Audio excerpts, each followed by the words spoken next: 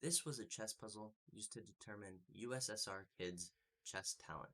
It was said that Kramnik has solved this puzzle in only 45 seconds at the age of 12, which is crazy because I didn't solve this in the first 2 minutes that I tried it. But after that, I did get it.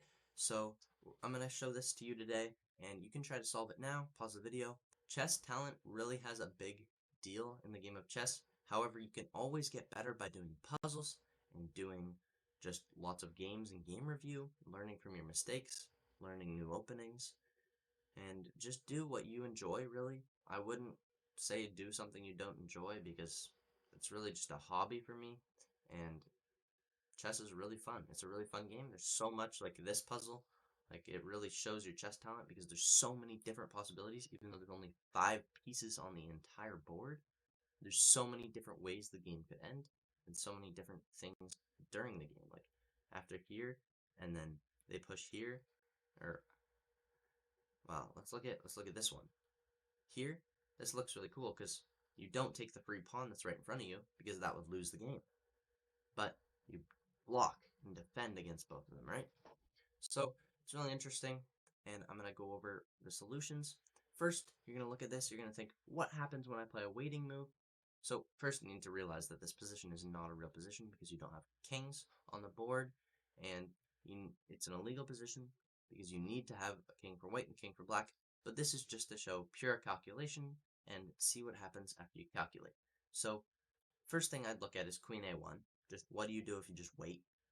You gotta one of these 4 pawns has to push forwards. If you go queen a1, they push the pawn forwards. Now you're in a little bit of danger. If you go in front of there, they push this one. When you take, they're gonna promote, and you're gonna lose for white here. Not even a draw. It's gonna be a loss. So instead of playing a waiting move somewhere on the 8th rank, or sorry, the 1st rank, you're gonna want to take one of the 2 pawns that you have that you're attacking here. So either queen takes b3 or queen takes d3.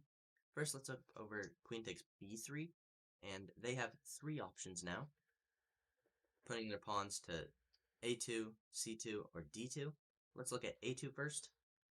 In here, you're just going to take the c3 pawn because you're defending the promotion square, and you're attacking this pawn. So they have 2 options, here or here. If they push this pawn, you're going to go queen here, defending this, and now they only have 1 square. You push, they push, and you get all the pawns, and in that position, you win. So you win if you get all the pawns, they win if they promote. Um, so queen takes b3 works if they play pawn to a2, but let's look at pawn c2. If they play pawn c2, it looks like you should take the a3 pawn, and if you because you're defending the promotion square. But if you take the d3 pawn, you're not defending the promotion square. They get to promote, and they probably win the game, actually, in this case.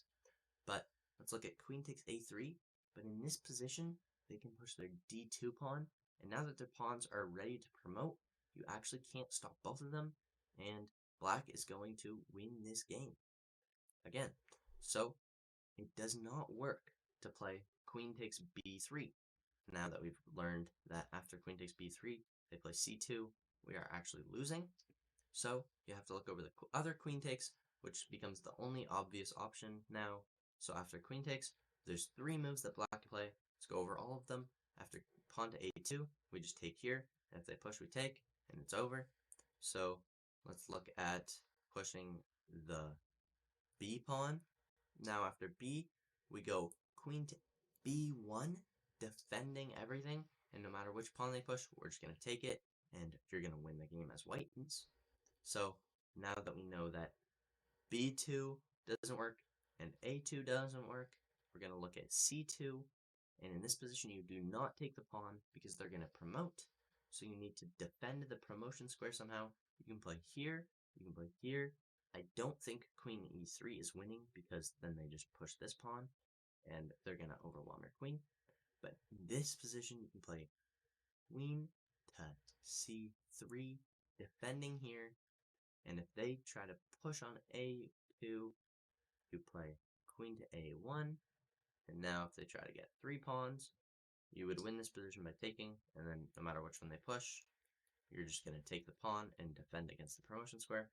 So if they promote, we take. They push, we take. They push, we take. And that's how you win against 4 pawns. Thanks for watching. Please like, comment, subscribe, and I'll see you in the next video. Thank you.